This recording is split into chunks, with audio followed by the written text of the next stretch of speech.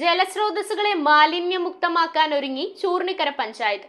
ഹരിത കേരളം മിഷന്റെ ഭാഗമായി സംഘടിപ്പിക്കുന്ന ഇനി ഞാൻ ഒഴുകട്ടെ ക്യാമ്പയിന്റെ 3ാം ഘട്ടം ചൂർണിക്കര ഗ്രാമപഞ്ചായത്ത് പ്രസിഡന്റ് രാജി സന്തോഷ് ഉദ്ഘാടനം ചെയ്തു. ഇത്തരം പ്രവർത്തികളിൽ ഞാൻ ഒരിക്കലും ഏർപ്പെടുകയില്ല. ചെറുതോ വലുതോ ആയ ഒരു പാഴ്വസ്തുവും ഞാൻ വലിച്ചെറിയില്ല.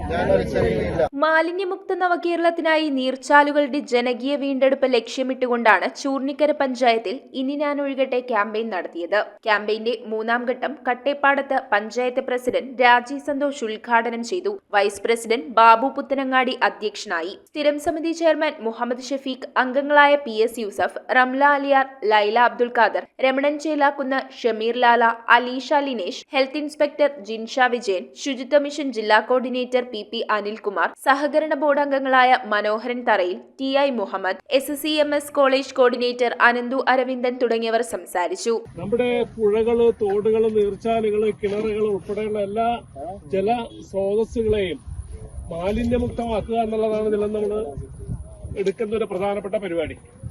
മാലിന്യമുക്തമാകാന്ന് പറയുമ്പോൾ നമ്മുടെ പ്രധാനമായിട്ട് നമ്മൾ ഏറ്റെടുത്ത് നടത്തിക്കൊണ്ടിരിക്കുന്ന പ്രവർത്തനമാണ് മാലിന്യ സംസ്കരണം.